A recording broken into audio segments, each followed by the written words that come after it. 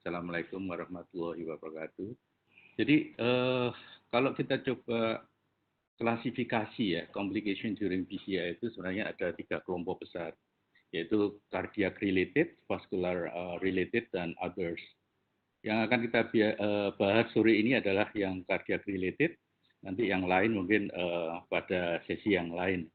Jadi kalau kita lihat kelompok cardiac related itu sebenarnya ada 3 kelompok besar, yaitu abrupt vessel closure, kemudian coronary perforation, kemudian juga retain equipment.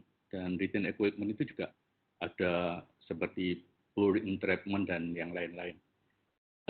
Sebenarnya saya bersyukur ya, karena selama ini saya sudah mengalami semua komplikasi, dan saya sudah coba bukukan. Ini bukunya, balik ya. Ya, ini adalah komplikasi pada intervensi koronari perkutan. Jadi kalau mungkin ada velo mau pesan, boleh nanti ke Velo Surabaya. Jadi ini akan saya tampilkan ya, berdasarkan teori dan pengalaman saya.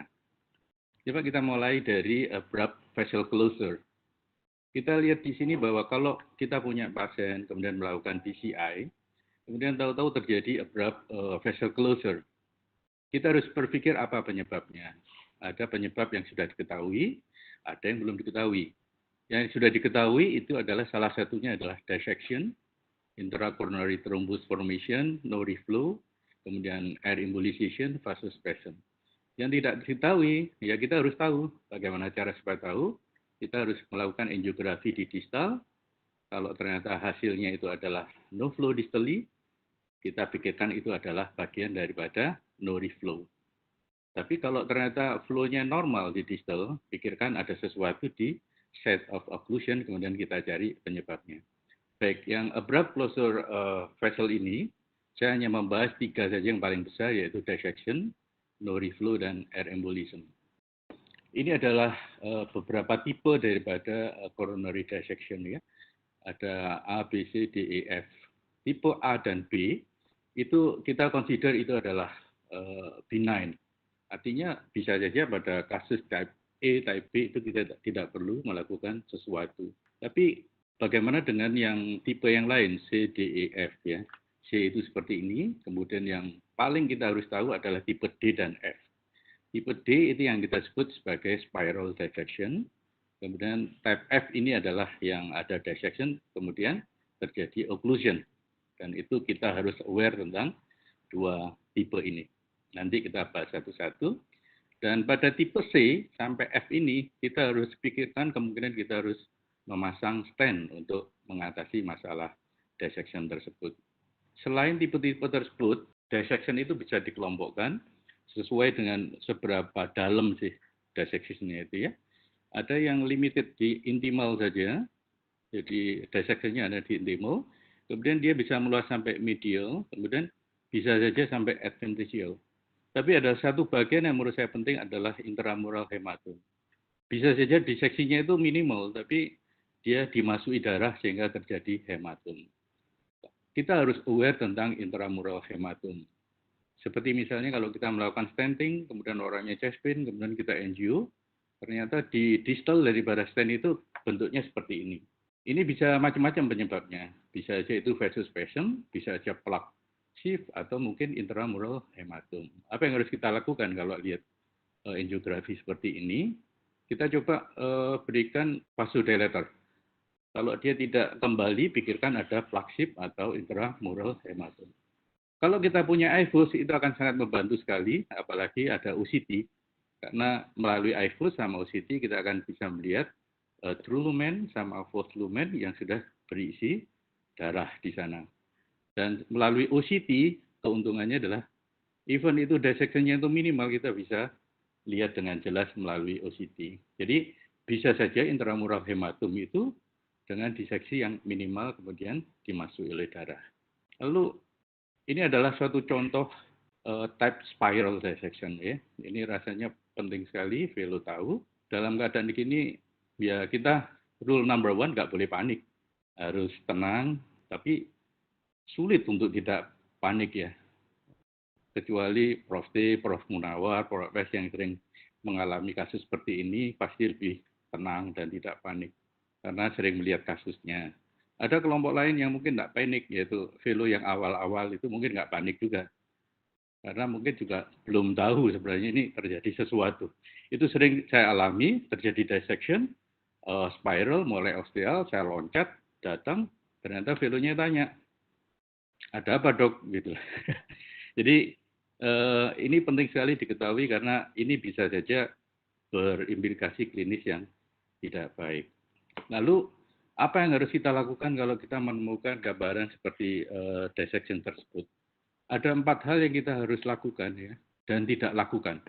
Jadi kalau kita lihat angiografi seperti itu, tentunya nanti gambaran flow-nya akan lebih abu-abu, lebih tidak jelas. Pikirkan itu dissection. Kalau kita berpikir sebagian, yang pertama harus dilakukan, jangan sekali-sekali melakukan injeksi lagi. Kadang-kadang kita refleks gambarannya sudah mulai tidak baik, wah kok nggak baik, justru diinjek supaya kelihatan baik. Loh kok tambah tidak baik, diinjek lagi. Ya? Jadi itu akan lebih jelas nanti, bukan gambaran angiografinya, tapi lebih jelas diseksinya nanti. Nah, sekali lagi, ini penting sekali. Kalau lihat gambaran seperti tadi, jangan sekali-sekali melakukan antergrade injection, apalagi forceful. Kemudian kita harus siap-siap adanya hemodynamic support. Kemudian hal ketiga adalah hindari menggunakan kateter yang aktif ya, artinya pikirkan jenis daripada ostealnya, kita cari guiding yang paling aman supaya tidak deep engagement. Ini penting sekali.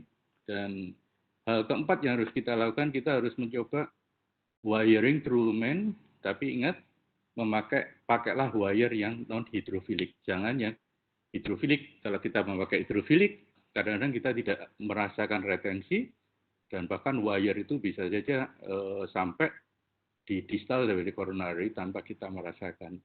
Jadi penting sekali untuk melihat wire-nya itu false atau true lumen. Kalau kita punya EFUS, kita beruntung. Lalu bagaimana kalau kita tidak punya EFUS? Nah, itu masalahnya. Kalau kita yakin wire-nya itu true lumen, itu sederhana sekali. Tentunya kalau true lumen segera atasi dissection-nya dengan memasang stent di sana. Kemudian kita lihat apakah semuanya covered atau tidak. Kalau masih ada residual dissection atau bahkan hematoma masih ada, kita lihat TIMI flow-nya bagaimana. Selama TIMI flow-nya itu bagus, 3, mungkin kita observe saja. Tapi kalau TIMI flow-nya masih rendah, pikirkan kita memasang additional stent atau dilakukan cutting balloon, terutama kalau kita yakin bahwa itu intramural hematom. Lalu bagaimana kalau wire-nya itu di false lumen? Taunya bagaimana kita tidak punya EFUS? Pikirkan kalau kita wiring, kemudian ada retensi, apalagi kita lihat wire-nya nekuk-nekuk. Pikirkan kita di false lumen. Pada saat itu, ada 3 hal yang kita lakukan, bisa saja kita lakukan conservative management, kalau hemodinamiknya bagus, flow-nya juga tidak terlalu buruk, atau cabbage.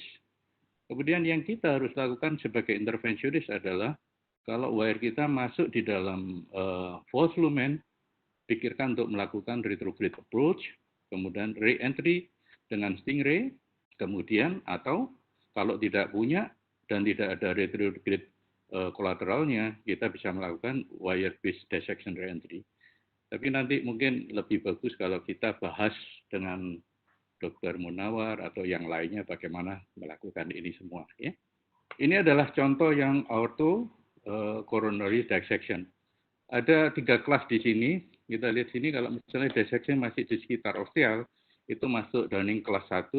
Tapi kalau sudah melebar sampai aorta, kurang dari 4 cm masuk Dunning kelas 2. Yang kelas 3 kalau lebih dari 4 cm. Kenapa kita harus tahu? Karena ada konsekuensinya. Kalau ini sudah lebih dari 4 cm, pikirkan untuk melakukan surgical intervention. Kalau kurang dari 4 cm, bisa dilakukan stenting. Ini saya tidak ingin membahas lebih jauh, karena nanti kalau nggak salah Dr. Evan akan membahas ini. Saya cuma ingin tahu, menunjukkan bahwa ini adalah tipe daripada Dunning kelas 2. Ya, kita lihat, itu ada dissection sampai aorta, tapi kurang dari 4 cm. Lalu harus diapakan ini Mas Ed? Nanti mungkin Dr. Elvan yang bisa lebih jauh menjelaskan pada kasusnya. Kemudian yang kedua, penyebab terbesar daripada abrupt vessel closure adalah no reflow. Tapi ini saya juga tidak berpanjang lebar karena kemarin Dr. Nubri sudah membahas. Tapi sekedar saya mengingatkan, untuk mencegah terjadinya coronary no reflow, pikirkan kalau itu pasiennya adalah primary PCI, usahakan secepat mungkin dilakukan door to balloon time. Semakin panjang, kemungkinan no reflow lebih besar. Kemudian yang lain adalah atasi tensinya dengan baik, atasi gulanya dengan baik, regulasi secepatnya. Kemudian jangan lupa memberikan hydrostatin pre-PCI. Kemudian kalau bisa dilakukan suatu propilaksis intracoronary dilator. At least kita memberikan nitrat di sana. Itu kalau kita lakukan semuanya tentunya akan bisa mencegah terjadinya suatu coronary reflow. Lalu apa yang kita lakukan kalau kita punya pasien dengan no reflow? Kita tahu bahwa no reflow itu bisa terjadi pada kasus primary PCI, bahkan setelah dilakukan trombektomi atau dilakukan stenting, bisa terjadi no reflow. Bahkan juga pada elektif, terutama yang SVG PCI, kemungkinan terjadi no reflow itu sangat besar. Bahkan itu setelah dilakukan coronary stenting. Saya masih ingat betul waktu saya ikut ISC cukup lama ya.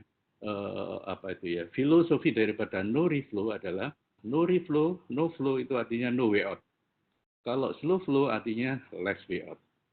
Jadi kalau kita tahu bahwa itu terjadi no reflow, pikirkan memang tidak ada jalan keluar aliran darahnya. Nah, untuk tahu itu, kita perlu IFUS untuk mengetahui penyebabnya. Tapi bagaimana kalau kita tidak punya IFUS? Kita cukup memasukkan microcatheter distal daripada side lesion-nya atau dengan menggunakan thrombus aspiration catheter. Tujuannya dilakukan angiografi di distal untuk mengetahui apakah di bawah itu ada epicardial spasm. Kalau spasm tentunya memberikan nitrat melalui microcatheter, masalah akan teratasi. Adakah dissection? Kalau ada dissection, diberikan stenting. Kemudian ada trombus enggak? Tapi kalau ternyata di distal daripada set of occlusion, epicardial coronary-nya itu baik, pikirkan adalah yang harus dikambing hitamkan adalah mikrovaskulernya. Mikrovaskuler ada dua sebenarnya, kemungkinan bisa spasm microvascular atau microthrombus pada microvascular. Jadi dua-duanya lakukan. Bisa diberikan vasodilator, bisa nitrat, adenosin, dan sebagainya. Dan pikirkan untuk yang tidak ada di sini adalah kalau itu karena microthrombu pada microvascular, itu dilakukan injection saline dengan forceful dan cepat. Itu rata-rata dengan cara itu masalah no reflow itu akan teratasi. Itu tentang no reflow. Lalu bagaimana dengan air embolism? Ini adalah saya merasa perlu sekali menjelaskan air embolism. Kelihatannya karena simpel sekali, tapi itu bisa berdampak sangat luar biasa. Ini salah satu contoh kasus yang saya lakukan kira-kira hampir 1 tahun yang lalu. Saya masih ingat ada salah satu dokter ingin jadi fellow. Kemudian datang, dok saya boleh nggak jadi second operatornya fellow? Oke boleh. Nah, dia melakukan second operator dengan melakukan injeksi. Apa yang dilakukan ternyata dia lupa melihat spetnya, padahal masih banyak udara, kemudian dia injek. Kita lihat ini, banyak sekali air embolism di sini. Apa yang terjadi? Beberapa detik jadi seperti ini, tidak ada flow, dan itu circumflex dan LAD-nya itu sama sekali tidak ada flow. Kemudian pasien menjadi VF, menjadi cardiac arrest. Ya. Apa yang kita lakukan seperti ini? Kita memperbaiki flow-nya dulu, apakah VF-nya dulu? Ya tentunya dua-duanya harus dilakukan bersamaan. Dalam keadaan gini, minta seseorang untuk mengatasi cardiac arrest-nya, operator tetap menjalankan tugasnya, supaya apa yang harus dilakukan supaya air embolism itu segera teratasi. Bagaimana cara mengatasi air embolism seperti ini?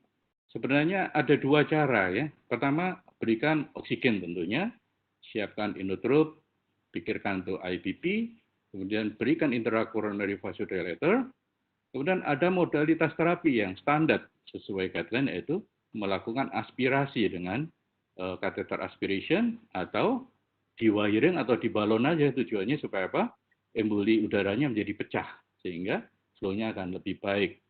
Tapi bagaimana dengan kasus ini? LCX, LAD-nya semuanya tertutup. Kalau kita pakai aspiration, waktunya akan banyak terbuang.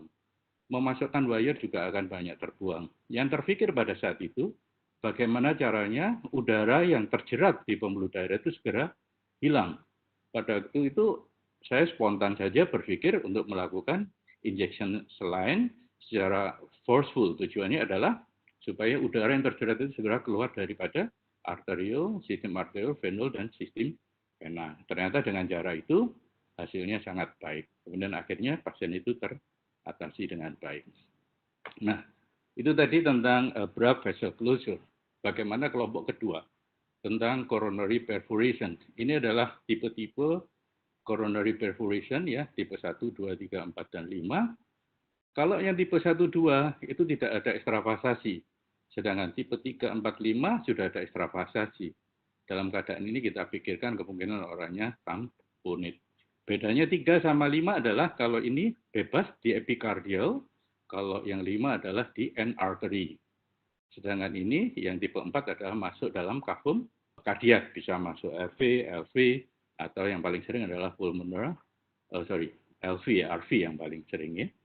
Nah, apa yang harus kita lakukan kalau mempunyai kasus perforation? Kita tergantung tipenya, cara mengatasinya. Ini adalah contoh tipe 1. Kita lihat di sini ya, area sini semacam ada kumbah gitu kecil sekali, itu type 1 ya.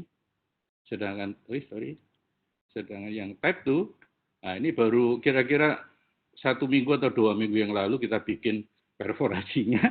Ini adalah tipe 2. Kita lihat ada jet di sana, tapi ada staining di sana. Belum sampai ekstravasasi, itu type 2. Sedangkan type 3 seperti ini. Ini banyak sekali kita mengalami kasus seperti ini, yang type 3 ya.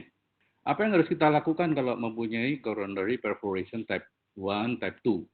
Type 1 itu prinsipnya adalah sama dengan type 2, cuma kalau type 2 kita pikirkan kemungkinan melakukan pericardiocentesis dan memasang cover stent. Pada type 1 biasanya kita tidak perlu sampai pericardiocentesis maupun memasang cover stent. Sedangkan type 2 kita lihat unstable atau stable. Begitu unstable, kita harus mikir teman-teman yang lain, surgeon, anestesi, atau echo imager.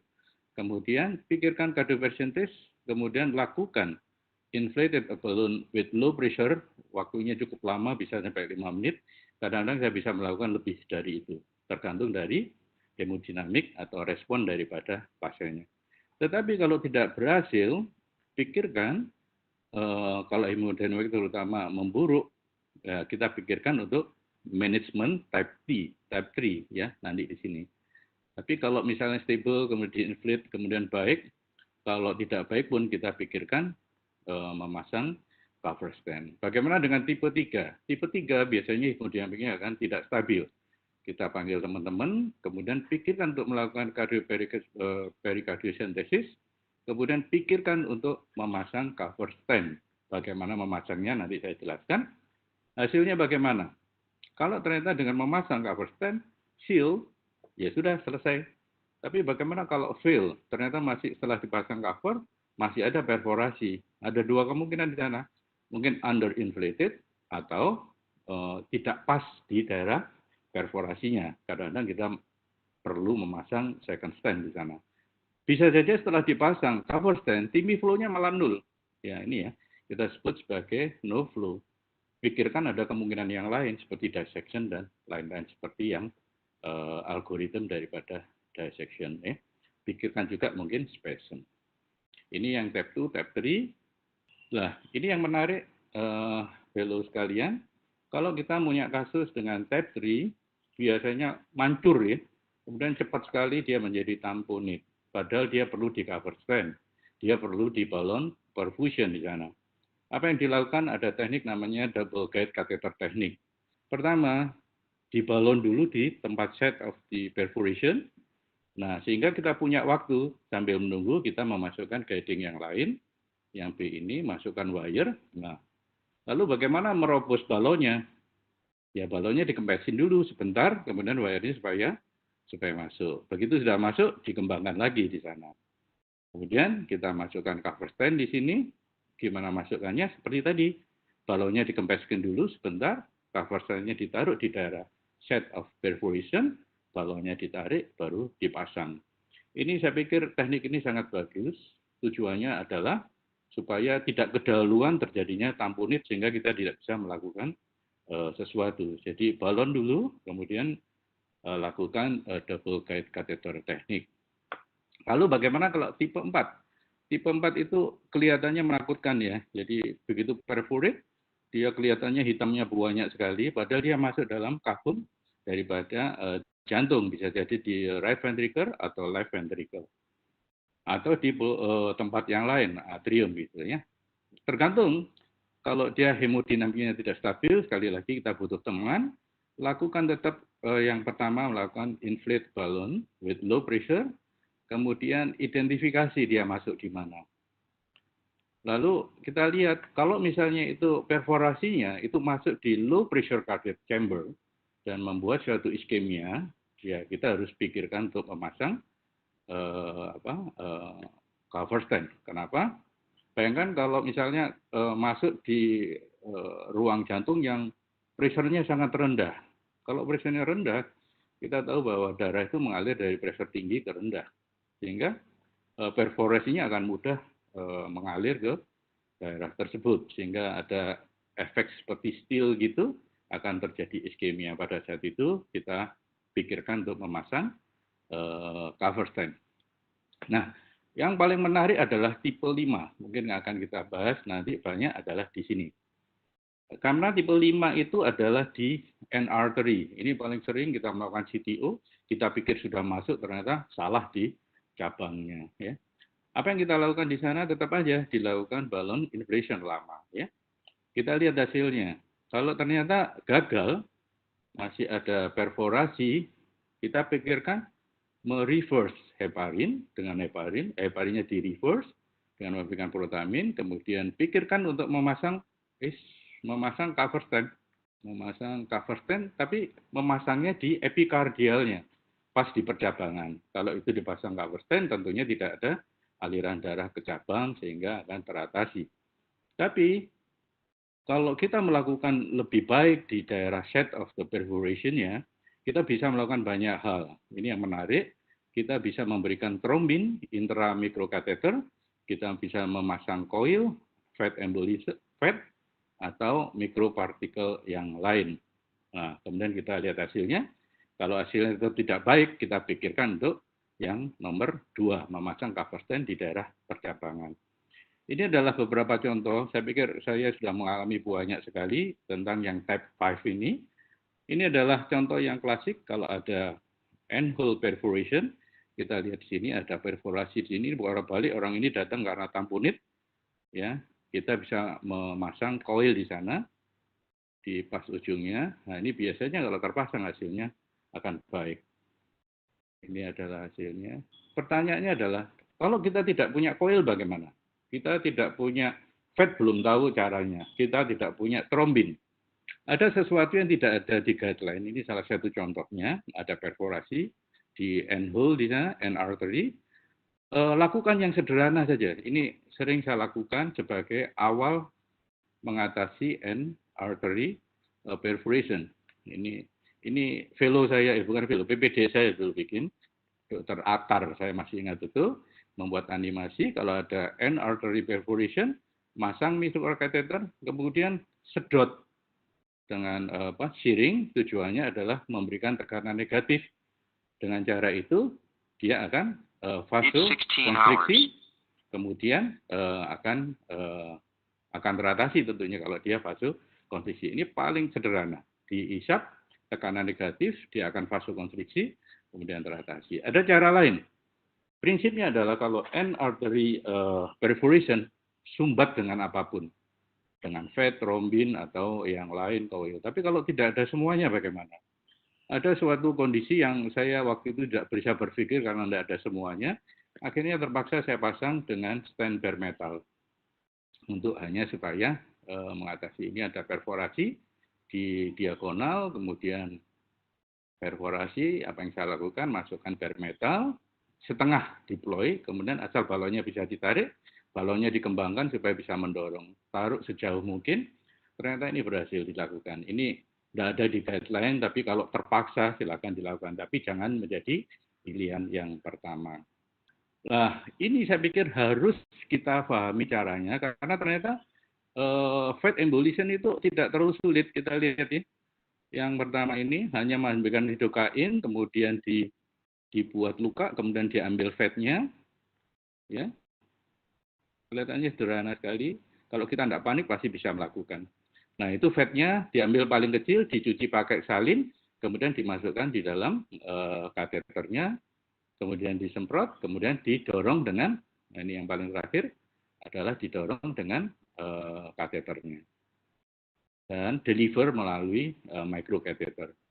Ini saya pikir Dr. Munawar yang paling banyak. Saya punya slide khusus ini, itu yang dikerjakan Dr. Munawar. Tapi karena ini videonya lebih jelas, ini yang saya pakai. Baik, lalu bagaimana dengan coronary? Loh, kok ketutup ini? Coronary apa itu? Misalnya ada fraktur daripada wire atau balon. Kok langsung sini ya? Oh ini wire. Seringkali kita melakukan bifurcation stenting, kemudian wire kita kejepit di sana. Terus kita coba untuk menarik. Ternyata tidak bisa, kita tarik forceful sehingga putus wire-nya. Apa yang kita lakukan kalau ada kondisi seperti ini? Pastikan bahwa wire-nya itu tertahan di dalam stand atau tidak. Atau dia free gitu gerakannya. Kalau dia tertahan di dalam stand, masalahnya akan lebih mudah. Ya. Kalau itu ya kecil aja, kemudian ada tersisa sedikit, ya itu kadang-kadang konservatif aja enggak apa-apa. Tapi kalau yang iwiri-wiri itu banyak, ya kita perkirakan untuk melakukan additional stand. Kita lihat yang kotak-kotak kuning itu adalah maybe valid option sebagai alternatif. Yang kotak-kotak hijau yang harus kita lakukan. Lalu masalahnya bagaimana kalau ternyata itu free? Gerakannya itu free, tidak tertahan oleh stand, kita harus melakukan wire removal dengan micro snare atau multiple wire. Nanti kita bahas di waktu diskusi. Tujuannya supaya menarik ya. Kalau tidak berhasil, tidak lihat, bisa saja kita melakukan konservatif, panggil teman surgeon, atau difiksasi dengan stand sekalian. Ya. Atau kita pikirkan melakukan suatu konservatif approach ya. Lalu bagaimana kalau balonnya patah? Karena balonnya intrip, tidak bisa ditarik, kita paksa patah.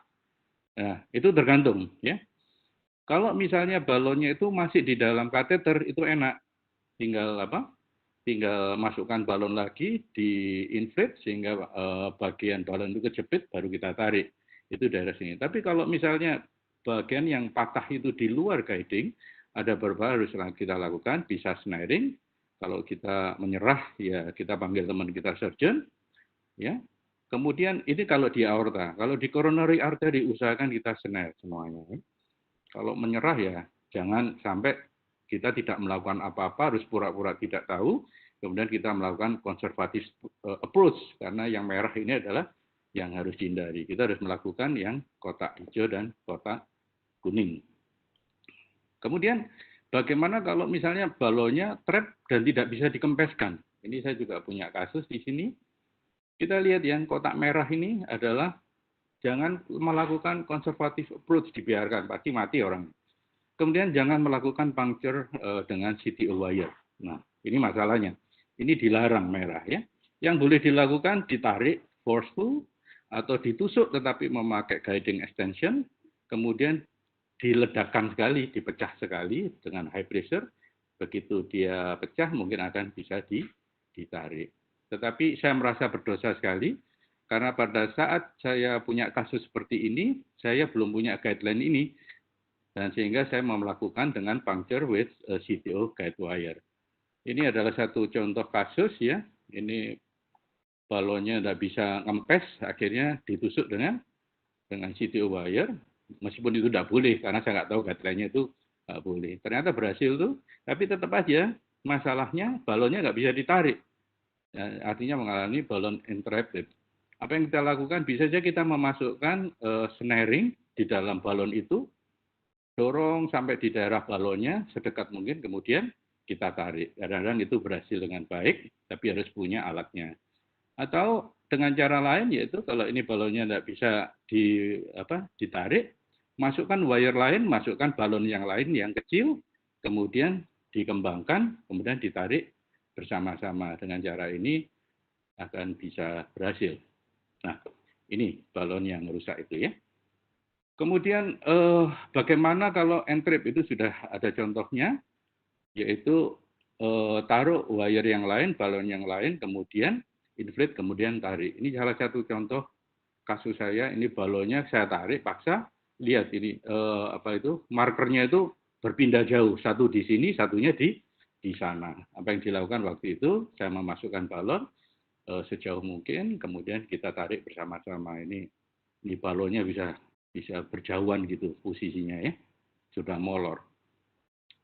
Lalu ada yang lagi, mungkin slide 2 terakhir, bagaimana kalau kita melakukan suatu rotor ablation, kemudian bornya macet di sana ya. Apa yang dilakukan, kita coba mengambilnya dengan cara apa? Kita lihat sini gambar ini ya. Jadi ini kita masukkan guiding extension sejauh mungkin. Bagaimana caranya memasukkan guiding extension? Yaitu memasukkan balon dulu, balonnya dikembangkan, kemudian ditarik, sambil dikempeskan, otomatis guiding extension-nya akan maju mendekati bornya. Begitu dekat, kita tarik bersama-sama, dia akan lepas. Yang terakhir adalah device retail device adalah masalah emboli. Saya tidak punya kasus yang baik, cuma ini saya melakukan suatu coiling pada FV fistula, pada RCA, ya. Tapi pada saat itu mungkin pengalaman saya belum banyak, sehingga saya tidak bisa menempatkan coil dengan baik, atau mungkin terlalu panjang coilnya, terlalu besar sehingga bagian distal proksimal dari coil itu mampirnya di lamin. Nah, dalam keadaan itu kita harus tarik dengan menggunakan steering, dan ini macet lagi di sini, kita pakai balon entrip di sana, kita tarik, ini hasilnya. Sudah yang terakhir. Terima kasih Dr. Munawar dan teman-teman sekalian, mudah-mudahan ini bisa bermanfaat untuk teman-teman.